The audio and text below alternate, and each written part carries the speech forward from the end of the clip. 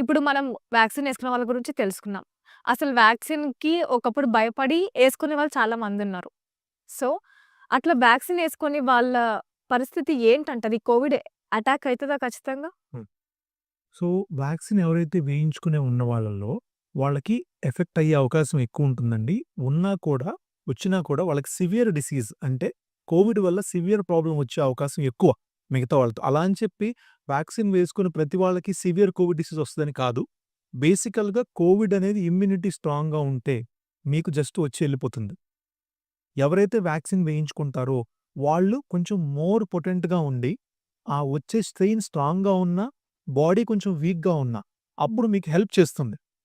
Help చేసి severe disease ఎళ్ళకుండా normal mild డిసీజ్‌లోనే ఉండి, ఇంట్లో మెడిసిన్స్, ట్రీట్‌మెంట్ తీసుకొని, ఔట్ పేషెంట్ ట్రీట్‌మెంట్ తీసుకొని క్లియర్ అయ్యేటట్టుగా హెల్ప్ చేస్తుంది మనకి. ఇప్పుడు రెయిన్ సీజన్ గూడా వచ్చేస్తుంది. రెయిన్స్ ఎక్కువ పడితే వెదర్ కూల్ ఉంటది. సో, ఈ కోవిడ్ కూల్ వెదర్ ఉన్నప్పుడు ఎక్కువ స్ప్రెడ్ అయితది అనే విషయం మనం ఇంతకు ముందుకు విన్న మాటే. సో, ఇప్పుడు రెయినీ సీజన్ వస్తుంది. మరి ఈ జేఎన్-1 కోవిడ్ గూడా ఏదైనా మరీ ఎక్కువగా స్ప్రెడ్ అయ్యే ఛాన్సెస్ ఉన్నాయంటారా? ఇది కూడా చాలా మంచి ప్రశ్న అండి.